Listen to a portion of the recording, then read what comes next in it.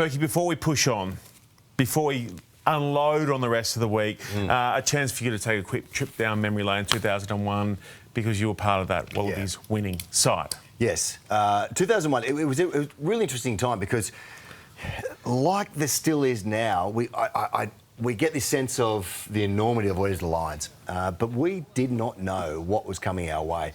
We played at the Gabba, and we're driving there, and all we saw was just a sea of red jerseys.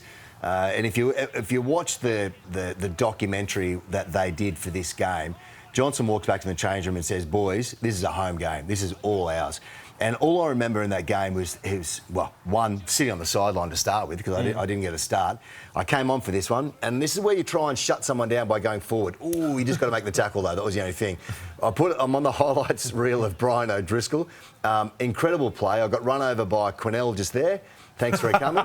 And I scored no points in that game. We had an incredible change-up because the speed of the game, we hadn't seen anything like it. You talk about that game over the weekend, Morgs. That was played with a bit of width and a bit of speed.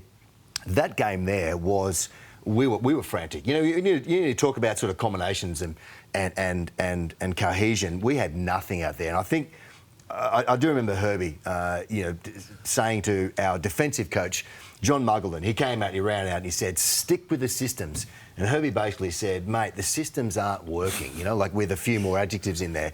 And we were just sort of, looking at each other going, what's going on? So the pace of the game was just, huge. Physicality was massive. And then we literally had to lick our wounds because we got absolutely pumped in that first game, realising the enormity of it. If we lose the next game in Melbourne, we are shot ducks.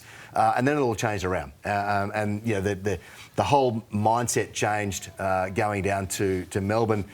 Even from a Rugby Australia or ARU's perspective, they gave everyone yellow beanies. They gave everyone yellow scarves, gold beanies, gold scarves. And so all of a sudden we had this presence around the game.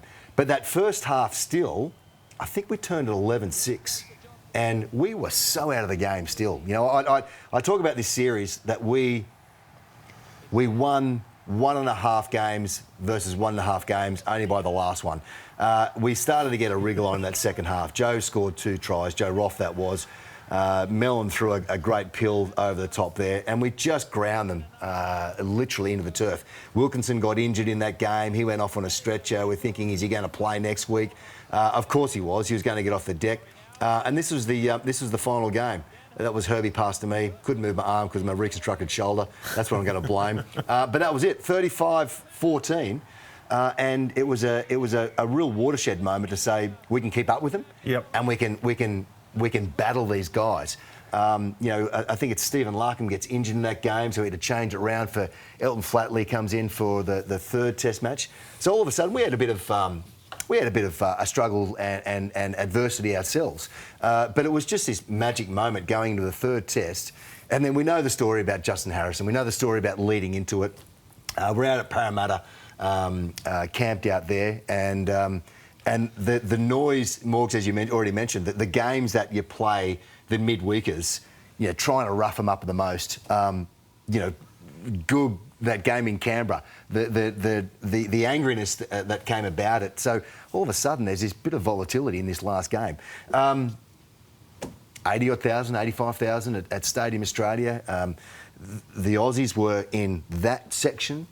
The Lions were in that section. Remember, it was the no roof back in the day. So all the noise went up and the Aussie noise came in and from there. So we got this great run. And for me, special occasion, my 50th Test match, running out there. And we were able to put pressure on them. We were able to put pressure on them. The scoreline changed, or the lead changed, I think, about 8 times in this game. Wilkinson nodded a couple over. We both missed a couple of crucial goals at the same time. Wilkinson scores one just after half-time with a great little in and away, runs at 1, runs at 2, steps Kev, I think it was. Kev gets a bit caught. There's one off the post there. Thanks for coming. I missed a sitter after that as well. So pressure's going to play a massive part in these games, coming up. And this was the last play. Matt Cobain spiked that ball to get it back. Walks, runs it off. Griggs and Kev come together and do the cigars. That was the red wine and cigars for afterwards. There he is. And we had this incredible momentum shift, and the crowd experiences it well. Because you go back to that game, you go back to that final line out when Goog steals the ball, and it was an incredible play. If you don't get that line out, they drive it forward, score the try, Wilkinson kicks the goal, and it's 30-29 and game over. So incredible moment to be a part of, and will always be remembered fondly. Owen Finnegan sat in that same spot a month back and said that he treasured that series win over his World Cup victory. Yeah. Where does it rank for you? For a series of going back to back to back, like it's pretty special. I go back to 1998, Bledisloe, when we won 3, and that hadn't been done for so many years. That one there was pretty special. World Cups are obviously the pinnacle of, but we didn't play New Zealand in that World Cup. They got punted by France in that semi-final. So, but we beat them earlier in the year. We beat them quite convincingly in Stadium Australia. So, did that sort of tick the box? Yeah, it did. I mean, we're World Cup champions. We can say we are.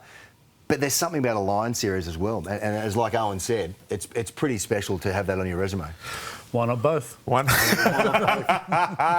the Bledisloe as well. Yeah, you got both. Oh, It was a good time. I mean, we had every trophy, right? We had every trophy from Bledisloe to Tri-Nations to everything. And there's lessons from 2001 for this current Wallaby crew. You can lose the first test and you can win the series. You don't know what you don't know. Yeah. You wait 12 years and you hear how big a Lions series is. It seems that everyone, whether it's 89, whether it's 2001, whether it's the All Blacks in 2005 in their first game early on, you don't realise how big it is until you're out there and that noise hits you in the face. And you're not going to finish off the series with the same team you started with. Yep. You've got to go deep into your squad. Oh,